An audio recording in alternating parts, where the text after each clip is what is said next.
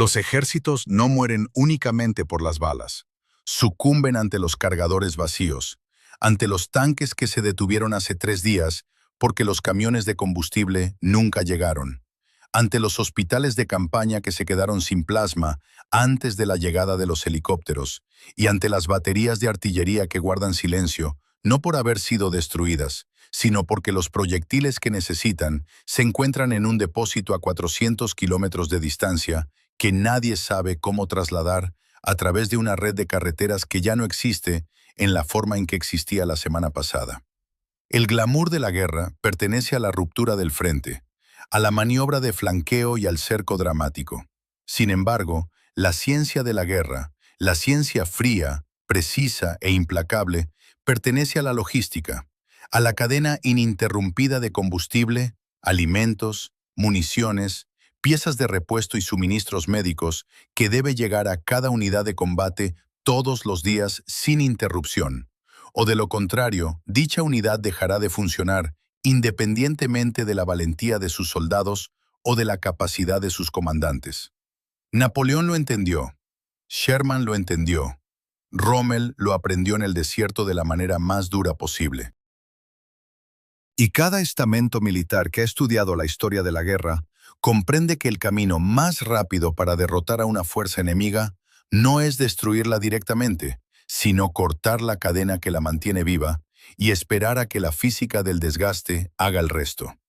Ucrania también lo entendió, y lo que Ucrania ha estado haciendo con la arquitectura logística de Rusia, de manera sistemática, inteligente y con una paciencia operacional que los titulares dramáticos de los avances en el frente tienden a oscurecer, representa una de las campañas más trascendentales y menos comprendidas de todo el conflicto.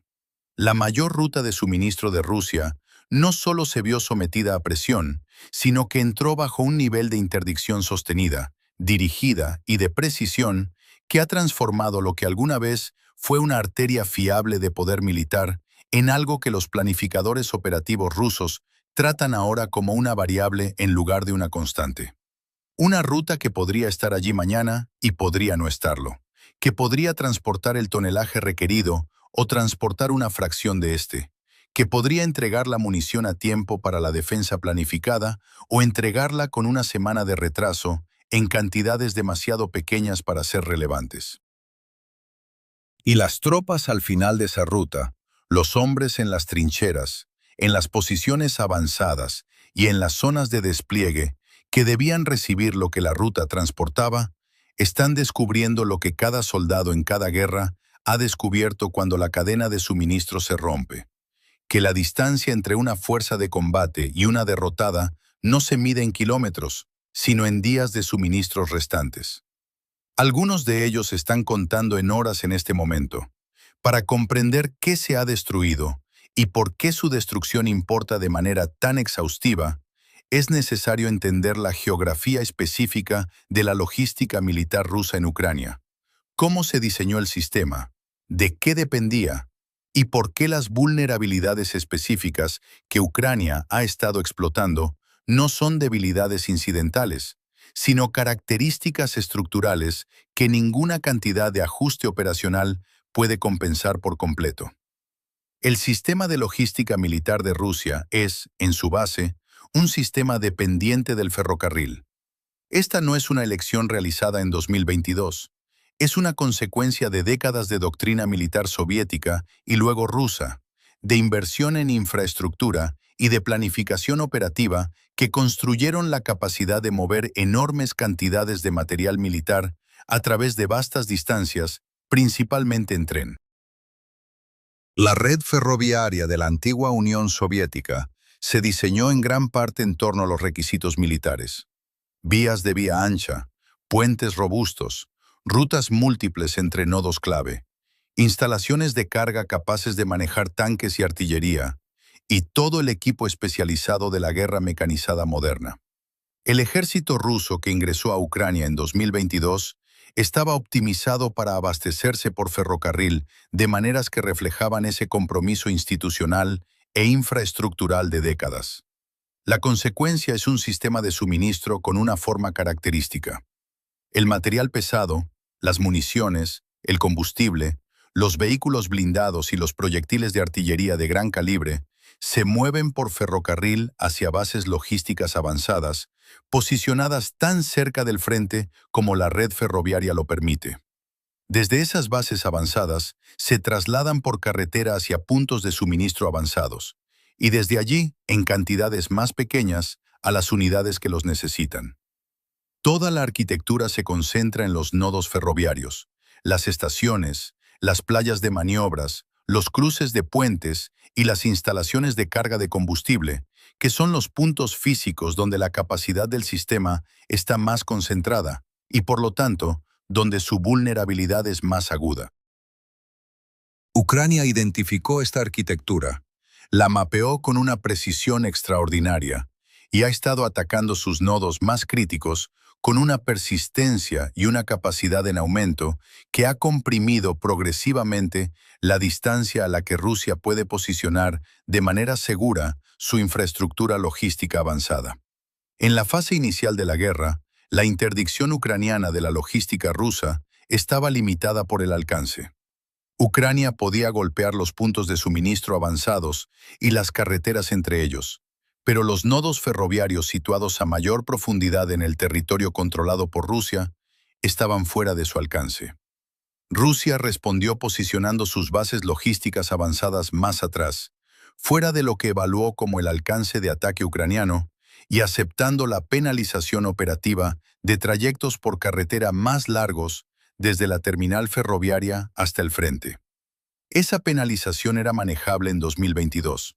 Se volvió menos manejable a medida que se desarrolló la capacidad de ataque de largo alcance de Ucrania, porque cada extensión del alcance de ataque ucraniano forzó otro reposicionamiento hacia atrás de la logística avanzada rusa, añadiendo más distancia por carretera, más tiempo y más vulnerabilidad a la parte de la cadena de suministro que funciona sobre carreteras en lugar de vías férreas. Luego, Ucrania comenzó a golpear los nodos ferroviarios mismos. La campaña contra la infraestructura ferroviaria rusa, los puentes, las playas de maniobras, los empalmes clave y las instalaciones de reparación de locomotoras se ha estado desarrollando durante más de un año con una lógica operativa que se ha vuelto más clara a medida que se han acumulado sus efectos acumulativos. La interdicción ferroviaria es una de las herramientas clásicas del poder aéreo moderno y de la capacidad de ataque de largo alcance. La historia de la Segunda Guerra Mundial, de Corea, de Vietnam y de cada conflicto en el que una fuerza aérea ha intentado cortar las líneas de suministro de un enemigo está llena tanto de la promesa como de la frustración de la interdicción ferroviaria. La promesa de un puente destruido radica en que toma días o semanas repararlo, y mientras tanto, nada lo cruza. Una playa de maniobras alcanzada queda fuera de servicio por completo, mientras se limpian los escombros y se reemplaza la vía dañada. Un depósito de locomotoras atacado deja a las locomotoras fuera de servicio durante los extensos periodos de mantenimiento que siguen a los daños estructurales. La frustración consiste en que los equipos de reparación son resilientes. Existen rutas alternativas y un adversario decidido con suficientes recursos de ingeniería puede restaurar la funcionalidad ferroviaria más rápido de lo que los ataques pueden degradarla, especialmente cuando la tasa de ataques es limitada. Ucrania ha abordado la frustración de la ecuación de dos maneras que distinguen su campaña de interdicción ferroviaria de los análogos históricos. La primera es la selección de objetivos. En lugar de atacar la infraestructura ferroviaria de manera uniforme, una dispersión de esfuerzos que permitiría que las reparaciones procedan en múltiples nodos simultáneamente, Ucrania se ha concentrado en puntos de estrangulamiento, puentes específicos sobre ríos específicos donde no existe un cruce alternativo a una distancia operacionalmente relevante, playas de maniobras específicas que agregan el tráfico de múltiples líneas en nodos únicos, e instalaciones específicas de mantenimiento de locomotoras, cuya destrucción crea retrasos en las reparaciones en toda la red más amplia. El enfoque en los puntos de estrangulamiento significa que cada ataque exitoso tiene un impacto desproporcionado en la capacidad de rendimiento de la red en relación con los recursos empleados, y que los equipos de reparación que llegan a un punto de estrangulamiento destruido no pueden simplemente desviar el tráfico mientras avanzan las reparaciones porque el tráfico desviado no tiene un lugar operacionalmente viable a donde ir. La segunda forma es la persistencia. La reparación de la infraestructura ferroviaria se entiende bien como un desafío de ingeniería. Rusia posee una capacidad de ingeniería significativa y ha demostrado la habilidad de restaurar cruces de puentes y vías dañadas dentro de plazos que deberían, en teoría, limitar el impacto operativo de los ataques individuales. Ucrania ha abordado esto, volviendo a atacar la infraestructura reparada antes de que pueda regresar a su pleno uso operativo, creando un ciclo en el que los recursos de ingeniería rusos son consumidos permanentemente por las operaciones de reparación en los nodos seleccionados, los cuales son destruidos nuevamente tan pronto como se acercan a la preparación operativa. La implicación de este ciclo en la asignación de recursos es significativa y no se ha analizado lo suficiente. Cada unidad de ingeniería dedicada a reparar un nodo ferroviario atacado repetidamente es una unidad de ingeniería que no se dedica a otra cosa, que no construye las fortificaciones defensivas que requiere la doctrina rusa, que no mantiene la red de carreteras en el área de vanguardia y que no tiende los puentes sobre los cruces de ríos que requieren las operaciones tácticas. La ingeniería es un recurso finito en cualquier ejército. Asignarla permanentemente a la reparación de la infraestructura logística bajo una amenaza de ataque persistente significa aceptar una capacidad degradada en todas las demás tareas de ingeniería. Rusia está pagando esa penalización a gran escala en todo el teatro de operaciones. Sin embargo, la campaña ferroviaria, por importante que sea, es solo una dimensión de la campaña de interdicción logística. La red de carreteras y el enlace final en la cadena de suministro entre la terminal ferroviaria y la unidad de combate han sido sometidos a una forma de ataque separada y en ciertos aspectos más inmediata desde el punto de vista operativo, lo que ha producido efectos visibles en el ritmo diario del frente. Las operaciones de drones ucranianos contra la logística de carreteras rusa representan una evolución táctica que merece su propio examen detenido, porque lo que se ha logrado contra los convoyes de suministro rusos no es simplemente destructivo. Es conductual, habiendo modificado la manera en que se llevan a cabo las operaciones logísticas rusas de formas que imponen penalizaciones operativas que persisten incluso cuando no hay drones individuales en el aire.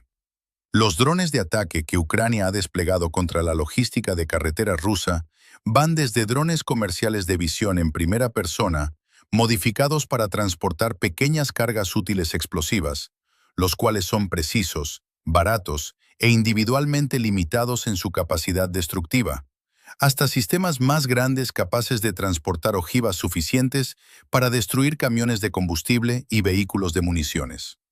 Los drones de visión en primera persona, en particular, han transformado el carácter de las operaciones logísticas rusas en el área de vanguardia a través de un efecto que los analistas militares denominan denegación de presencia.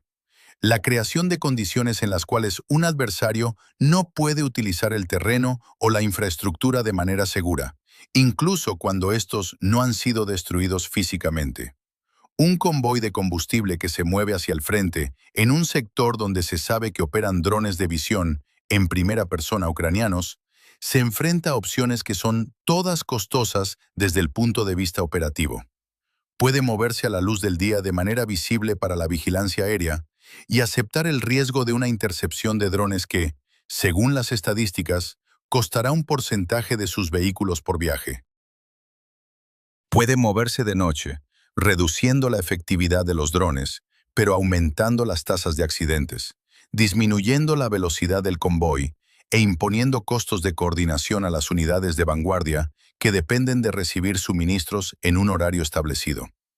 Puede moverse a través de rutas que proporcionan cobertura frente a la observación aérea, pero esas rutas son más lentas, tienen límites de peso más bajos y requieren recursos de ingeniería para su mantenimiento.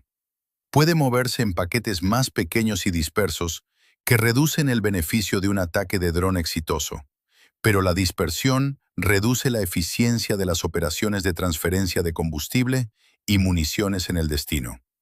Cada elección impone una penalización, y la penalización se compone a través de cientos de convoyes por día a lo largo de toda la extensión del frente, semana tras semana, en combustible que llega tarde, en municiones entregadas en cantidades inferiores a las planificadas, en vehículos perdidos por ataques de drones y en vehículos consumidos por las condiciones de las rutas y las demandas de mantenimiento que crea el ritmo operativo.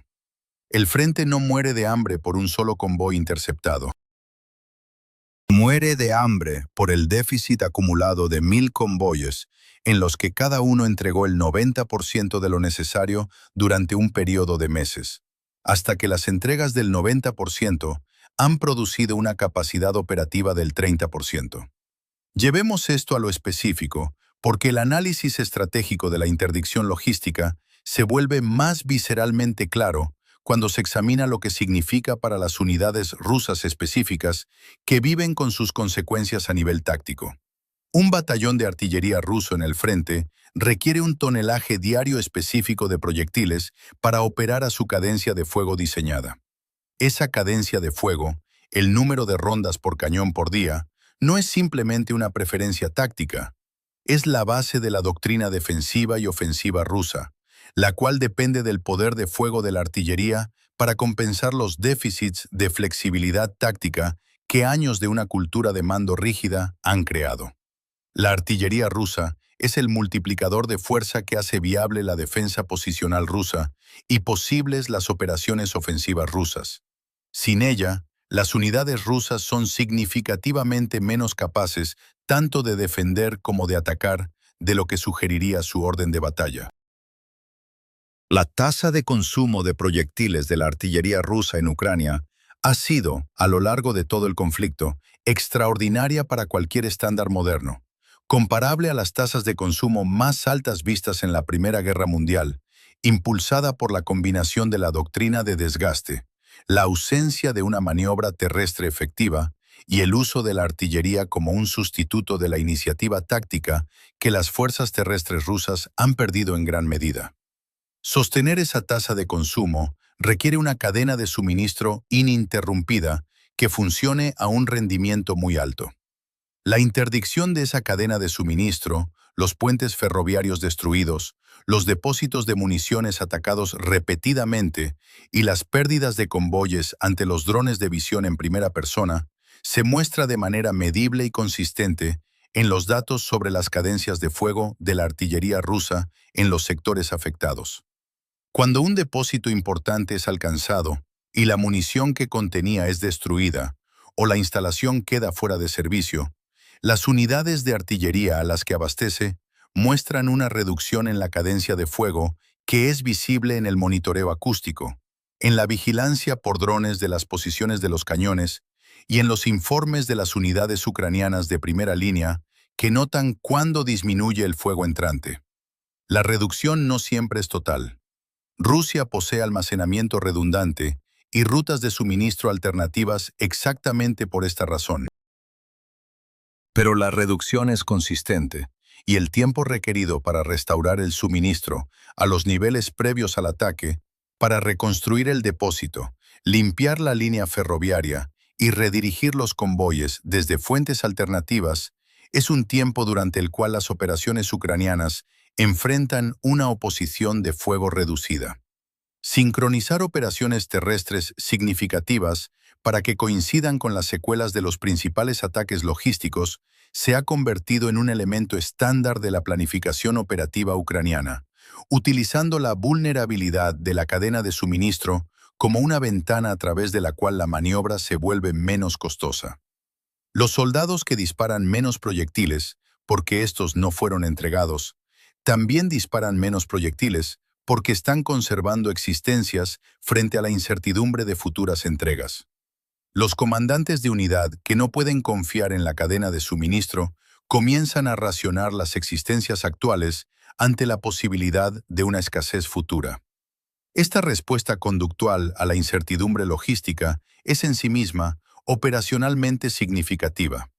Reduce los fuegos rusos incluso cuando los niveles de existencias actuales respaldarían técnicamente cadencias más altas, porque la experiencia de la interrupción del suministro crea una precaución institucional sobre el consumo. La incursión de Kursk merece un tratamiento específico en este contexto, porque representa la intersección de la campaña de interdicción logística con la maniobra operativa directa, de una manera que el análisis de cualquiera de las dos dimensiones por separado no logra capturar por completo. Cuando las fuerzas ucranianas cruzaron hacia el óblast de Kursk en agosto de 2024, los objetivos militares incluyeron de forma destacada, deliberada y quizás más trascendental el corte de las rutas de carreteras y vías férreas que servían como arterias secundarias de suministro para las fuerzas rusas en el sector noreste del frente ucraniano. La incursión no solo creó un problema táctico para las fuerzas rusas en el óblast de Kursk, creó un problema logístico para las fuerzas rusas en el sector opuesto del frente, en el óblast de Sumy. Se trataba de fuerzas que habían estado dependiendo parcialmente de rutas de suministro que ahora pasaban por terrenos en disputa, lo que requería escolta armada y despeje de rutas antes de que cualquier vehículo logístico pudiera moverse de manera segura.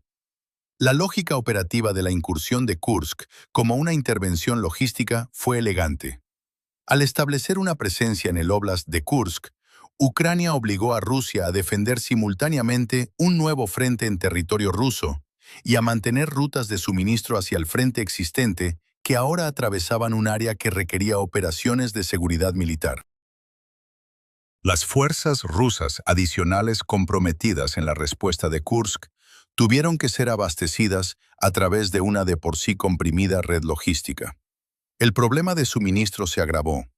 Las fuerzas rusas comprometidas para recapturar el territorio de Kursk, incluyendo, como se discutió en un guión anterior, a las unidades de Corea del Norte cuyo despliegue conllevó una enorme significación política y estratégica, luchaban en un entorno logístico disputado que se sumaba a las dificultades inherentes de operar en un terreno desconocido contra un defensor preparado y motivado.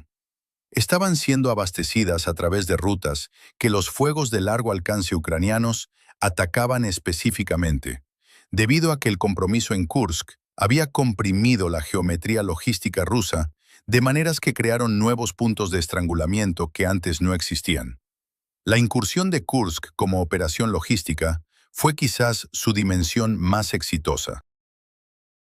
Ya sea medida por las rutas denegadas al uso ruso, los recursos de ingeniería desviados a la seguridad y reparación de rutas, la reducción del ritmo operativo en el sector afectado, o la distracción estratégica que obligó al mando ruso a gestionar dos problemas simultáneos en lugar de uno, el efecto de interdicción logística de establecer una presencia en el óblast de Kursk superó significativamente lo que capturaría un análisis puramente destructivo de los resultados territoriales de la operación. Existe un número que los logísticos militares serios utilizan al evaluar la sostenibilidad de una campaña militar: la tasa de consumo logístico en relación con la tasa de entrega logística. Cuando la entrega supera al consumo, las existencias se acumulan, la flexibilidad aumenta y el ritmo operativo se puede sostener. Cuando el consumo supera a la entrega, las existencias disminuyen, la flexibilidad se reduce y las opciones operativas se estrechan.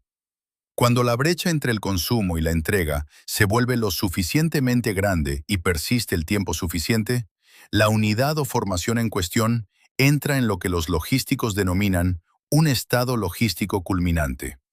Esta es una condición de la cual la recuperación requiere una pausa en las operaciones, una desviación de activos de combate para proteger las rutas logísticas o un esfuerzo de reabastecimiento externo a una escala que podría no ser alcanzable dado el contexto operativo. Las unidades rusas en los sectores más afectados por la campaña de interdicción logística de Ucrania se están acercando. En algunos casos han alcanzado y en unos pocos casos parecen haber superado este umbral. La evidencia es visible en los datos operativos. cadencias de fuego de artillería reducidas por debajo de lo que el complemento de la unidad y los requisitos defensivos mandarían. Disponibilidad de combustible reducida, que se manifiesta como una menor movilidad de los vehículos y una rotación disminuida de los activos blindados. Disponibilidad de munición reducida para armas de fuego directo, que crea el comportamiento táctico específico de unidades que economizan disparos que no deberían requerir economización. Y un reabastecimiento médico reducido que genera el indicador logístico particularmente sombrío de instalaciones médicas avanzadas que operan por debajo de su nivel requerido de consumibles. Estos no son indicadores dramáticos o visibles. No producen las imágenes de satélite de equipos destruidos que impulsan las redes sociales. Producen señales más sutiles en el comportamiento táctico de las unidades, en las decisiones tomadas por los comandantes de compañía y de batallón sobre cómo gestionar los recursos escasos, y en la disposición de las unidades a mantener posiciones difíciles frente a la disposición a aceptar retiradas tácticas que acortan la línea de suministro, incluso a costa del terreno. La correlación entre la degradación logística medida en sectores específicos y los avances tácticos ucranianos posteriores en esos sectores es uno de los patrones de datos más consistentes del conflicto. Donde se han cortado los suministros, el frente se ha movido. La causalidad corre en ambas direcciones. Ucrania ataca la logística para permitir avances, y los avances interrumpen aún más la logística, creando un circuito de retroalimentación positiva que acelera la degradación una vez que comienza. Las implicaciones estratégicas más amplias de la campaña de interdicción logística se sienten más allá del frente inmediato y profundamente en la arquitectura operativa que sostiene el poder militar ruso en Ucrania. El esfuerzo de producción militar de Rusia, el incremento en el rendimiento de la industria de defensa, que ha sido uno de los éxitos reales de la adaptación de la economía de guerra rusa, solo es estratégicamente valioso si las armas que produce llegan al frente en condiciones utilizables y a tiempo para afectar los combates. Un proyectil fabricado en Nizhny Novgorod, que es destruido en un ataque a un depósito en Luhansk, tiene un valor estratégico de 0, independientemente de la tasa de producción de la fábrica. Un vehículo blindado producido en Nizhny Tagil, que resulta dañado irreparablemente por un ataque de dron durante el movimiento por carretera desde la terminal ferroviaria hasta la zona de despliegue, nunca realiza un solo disparo en combate. Por lo tanto, la campaña de interdicción logística no está atacando simplemente la cadena de suministro, está atacando el valor estratégico de la producción de defensa rusa, creando un filtro entre la producción y el efecto que captura una parte de todo lo que Rusia fabrica y lo convierte en restos en lugar de en poder de combate. La eficiencia del filtro mejora a medida que mejora la capacidad de interdicción ucraniana y a medida que las adaptaciones conductuales impuestas por la interdicción, rutas más largas, movimientos más dispersos, densidad de convoyes reducida, añaden su propio desgaste de tiempo y recursos al desgaste físico de los ataques. La respuesta de Rusia ha sido intentar mejoras en la seguridad logística, desplegando activos de defensa aérea adicionales para proteger nodos clave, utilizando vehículos señuelo para complicar el direccionamiento de objetivos, aumentando el uso de movimientos nocturnos y desarrollando rutas alternativas que evitan los puntos de estrangulamiento identificados. Todas estas respuestas tienen cierta efectividad y ninguna de ellas es suficiente. Son las respuestas de una arquitectura logística que se defiende contra una amenaza para la que no fue diseñada, realizando las mejores adaptaciones disponibles para un problema cuya causa raíz es el desajuste fundamental entre el entorno operativo diseñado del sistema logístico y el entorno en el que realmente está operando. El entorno diseñado era uno en el que Rusia controlaba el aire y el dominio de los ataques de largo alcance sobre su propia zona de retaguardia. El entorno actual es uno en el que los drones y misiles de largo alcance ucranianos operan en toda esa zona de retaguardia con una efectividad creciente y una previsibilidad decreciente. Ninguna cantidad de adaptación táctica hace que esos dos entornos sean equivalentes. La brecha entre ellos es una penalización operativa permanente que la logística rusa debe pagar, independientemente de la eficiencia con la que gestione las demás variables. La dimensión humana del fracaso logístico merece una atención que el análisis estratégico tiende a omitir, porque los hombres que quedan varados, los soldados al final de la cadena de suministro cortada, están experimentando algo que ningún informe operativo captura por completo. Un soldado ruso, en una trinchera avanzada, en un sector donde la cadena de suministro ha sido cortada, vive el infierno experiencial específico del fracaso logístico militar. El hambre que comienza cuando se detienen las entregas de raciones. La sed cuando se agotan las pastillas de purificación de agua. El terror específico de un duelo de artillería llevado a cabo con un suministro de municiones decreciente contra un adversario cuyo suministro parece intacto. Y la comprensión, que llega gradualmente y luego con total claridad, de que la cadena que lo conecta con la retaguardia, con la comida, la munición, la atención médica y la posibilidad de refuerzo ha sido cortada, y que las personas responsables de restaurarla están trabajando en una línea de tiempo que podría no coincidir con su supervivencia. La historia militar está llena de relatos de unidades que siguieron luchando mucho más allá del punto lógico del fracaso del suministro, basándose en la fuerza de voluntad, en la búsqueda de recursos y en la capacidad humana específica de resistencia bajo condiciones que un análisis racional identificaría como insostenibles. También está llena de relatos de unidades que se desintegraron rápidamente cuando el fracaso del suministro se combinó con la presión táctica para crear condiciones que incluso los soldados más motivados no podían absorber psicológicamente. La diferencia entre estos resultados no es principalmente una función del valor individual, es una función del liderazgo, de la cohesión, de la creencia de que la situación tiene una resolución y de la presencia o ausencia de la esperanza específica que sostiene a las unidades militares bajo condiciones imposibles. La esperanza de que la ayuda está en camino. Para las unidades rusas, en los sectores logísticamente más estresados, la evidencia de que la ayuda está en camino es cada vez más escasa.